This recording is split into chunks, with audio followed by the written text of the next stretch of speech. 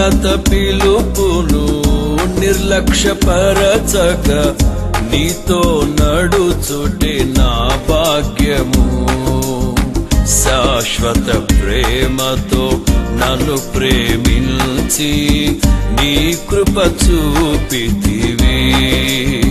శాశ్వత ప్రేమతో నన్ను ప్రేమించి నీ కృప చూపితివి.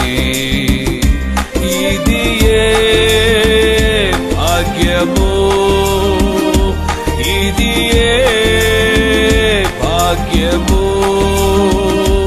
ఇది ఏ నా భాగ్యము. లెమ్ము తేజరిల్లుము అని నన్ను ఉత్తేజపరచిన నా యేసయ్యా.